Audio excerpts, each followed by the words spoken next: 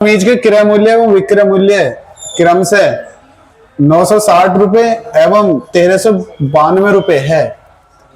यदि मोल भाव कर एक ग्राहक ने विक्रय मूल्य को क्रय मूल्य के 10% के बराबर कम किया तो लाभ प्रतिशत क्या है? ठीक है भाई, लाभ बताना इसमें। बढ़िया क्वेश्चन है।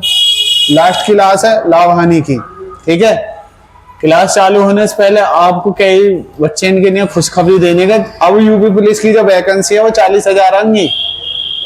ठीक है, मैंने दिवाली पे क्या डाला आपके लिए कि 30,000 आएंगी, है ना? 30,000 प्लस में मुझे लग रहा है उस टाइम पर 35,000 के आसपास है, लेकिन 5-6 दिन बाद ही कल परसों के अखबार में आया कि 40,000 वैकेंसी आएंगी।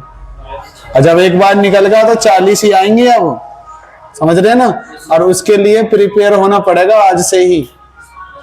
ये ना कि जब आएंगे 6 महीना बाद, ये तो गड़बड़ अभी होगी तुम्हारे 6 महीना के बीच में, क्योंकि फरवरी में टाइम मिला है पेपर का, वो कैंसिल होगा। कह रहे हैं पता ना कब होएगा ना होएगा, उस बीच में दिक्कत होगी। जिसने इन 6 महीना में बराबर मेहनत करी उसका हो जाएगा। अब और जिसने मेरे कर लेंगे 1 आध महीना गोल पोल कर दिया उसमें दिक्कत होगी। उसमें 4 से 5-10 क्वेश्चन का गैप हो जाए। एज तो भैया देखी जाएगी क्या लेंगे एज। सीपी कितना है इसमें? 960। सीपी 960। तो एसपी कितना है बेटा? 1392। ये एसपी हो गया। ये कह रहा है यदि मोल भाव कर एक ग्राहक ने विक्रय मूल्य को क्रय मूल्य के 10% के बराबर कम किया। विक्रय मूल्य कितना है? उसने जो पैसा कम कर दिया 10%, या डिस्काउंट बहुत से रहमे है ना कि भैया थोड़े ही कम कर लो, और बहुत ज्यादा इसने तो 10 ही करें, बहुत ज्यादा 20-20, 25-25% कम करा दे। और बहुत सा ऐसा हो कि वो इतने किए, अरे 10 रुपया 20 रुपया कम कर ले, वो लेके चल जाए। ठीक है, जैसा हम हैं, जितने की बताए 450 की, 400 रुपये ले चलो, देना तो कोई बात नहीं, बात आ गई ना समझ में। तो ऐसा ही है। तो इसने सीपी पर कम करा कितना? 10%। तो सीपी देखना कितना कम होएगा फिर। 20 काट दिए, इसका मतलब इसने इसमें से कितने रुपए तोड़ दिए? 96 रुपए तोड़ दिए। जो बेची कीमत रख रखी थी उसमें से कितना कम कर लिया भाई? 96 रुपया कम कर लिया। अब उसने ये 1392 जो रख रखा था कि इतने का बेचेंगे, 96 रुपए उसने कम कर दिए मोल भाव में।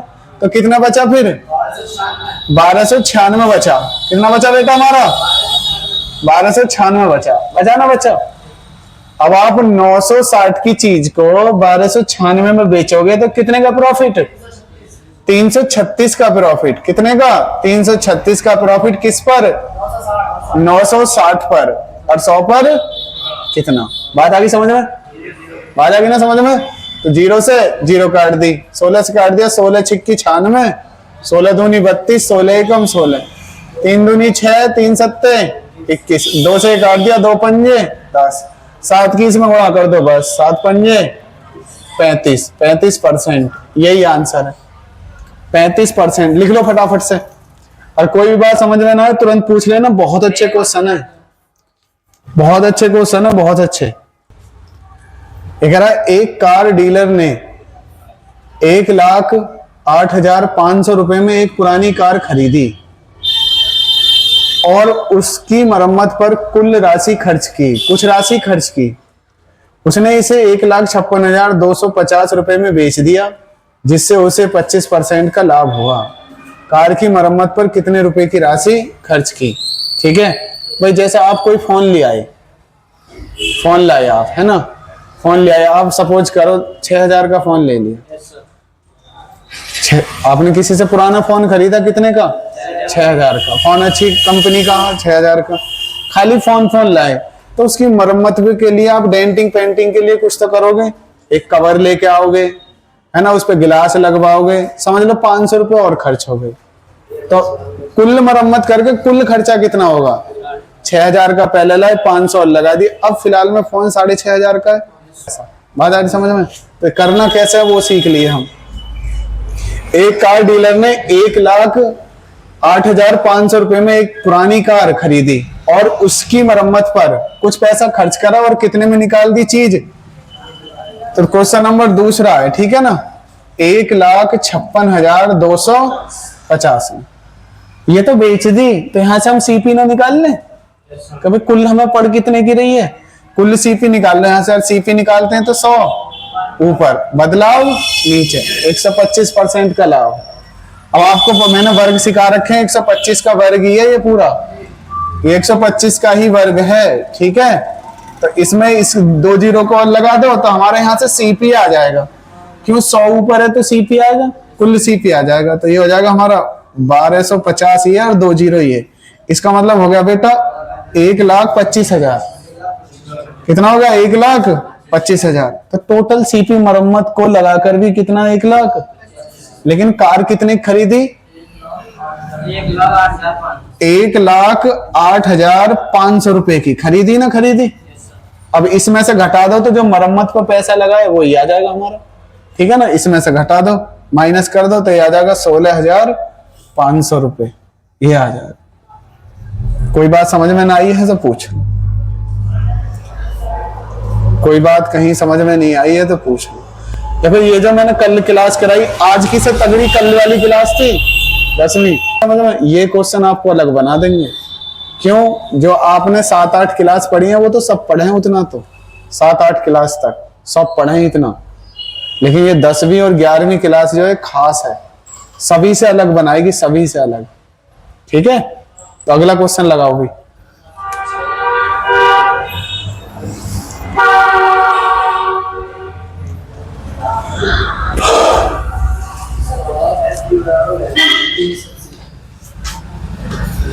ये कह रहा है कोई व्यक्ति किसी वस्तु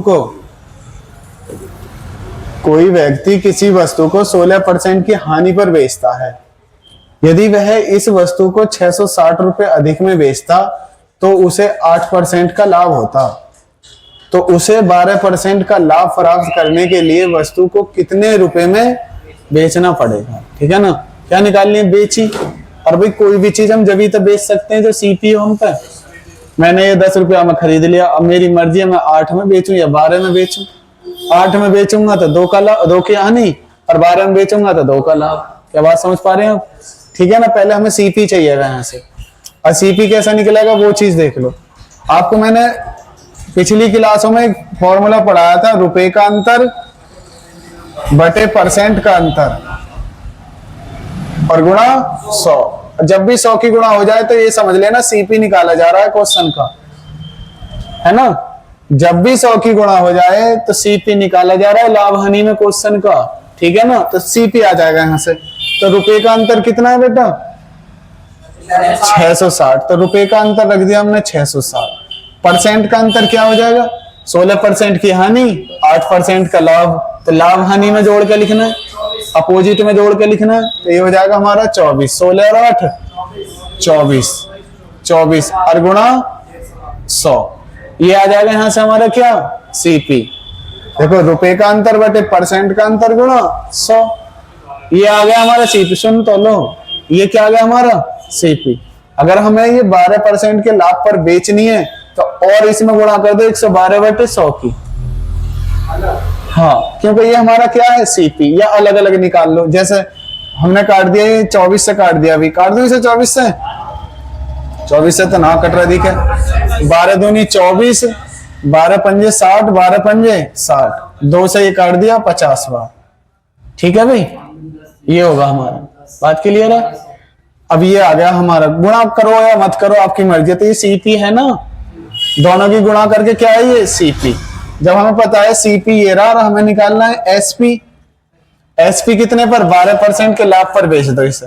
तो ये हो जाएगा बेटा 55 गुणा 50, बेचो 12% पर 112 बटे 100, 50 से ना कट जाएगा, 50 दूनी 100, कितना तगड़ा फायदा होगा गुणा ना करने पे। एक तो यहाँ गुणा करके करते तो 5-7 सेकंड लगती, ठीक है ना, और यूं रख दिया हमने, यहाँ से कट गया, फायदा भी होगा। 50 दूनी 100 काट दिया भाई, तो 2 से इसे काट दो 56 बार, और इसकी इसमें गुणा कर दो। जब इसकी इसमें गुणा करोगे तो एसपी आ जाएगा 3080, 3080, है ना। ये हो जाएगा आपका तीसरा क्वेश्चन, ये हो गया तीसरा 3080। यहाँ पर, हाँ यहाँ रख लो, यही 112 है। अरे हो जाता, लेकिन जो नियम है उससे करो, जो नियम है वो नियम है। हाँ डायरेक्ट कर लो, जब आपकी प्रैक्टिस हो जाएगी डायरेक्ट कर लो, कोई दिक्कत नहीं। ये कह रहा है एक दुकानदार 55 रुपए प्रति किलोग्राम की दर से 20 किलोग्राम चावल। अरे 55 की दर से कितने खरीद लिए? 55 की दर से 20 किलो खरीद लिए, तो टोटल कितने के हो गए? 1100 रुपए के। 55 दूनी 110, 1100 रुपए के हो गए। ठीक है, की दर से। और 50 रुपए प्रति किलोग्राम की दर से 25, तो 50 की दर से कितना बेटा? 25। तो ये हो गया हमारे 25 पंजे 125, 1250। फिर कह रहा 35 60 की दर से, तो 60 की दर से कितना बेटा? 35। तो ये हो जाएगा हमारा 210, 2100 रुपए आ गया। बात आ गई समझ में? अभी तो सीपी चल रहा है और उसने कितना किराए पर कितना खर्च कर दिया? 150 रुपए। ये भी तो सीपी में ही आएगा खर्चा जो हो रहा है ना? तो ये सीपी आ जाएगा बेटा टोटल। अब सबको जोड़ लो, सब बैठ जाएगा आपका 4600। तो सीपी कितना है बेटा? 4600। कुछ करा है? आसान है क्वेश्चन, लेकिन कैलकुलेशन का है। ठीक है ना, आसान है, टाइम लगता है इसमें। अब देखो, इसने सारे तीनों प्रकार को क्या करा? मिक्स कर दिया और इसको बेच दिया कितने के हिसाब से? 62.56 रुपए प्रति, है ना? 62 पॉइंट। अब तुम्हें देखना टोटल कितना है। टोटल यही तो 20 किलो यहाँ था, 25 यहाँ था, 35 यहाँ था, तो सबको जोड़कर कितना आ जाएगा? सबको जोड़ लो, 35 20 60 और 20 80। सबको जोड़कर कितना आया? 80। और बेटा ये बेच कितने के हिसाब से दिया?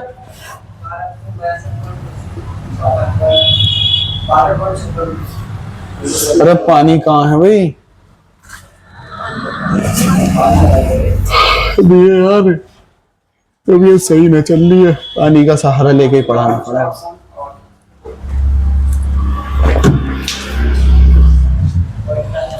अब देखना गुणा कर दो इसकी भाई।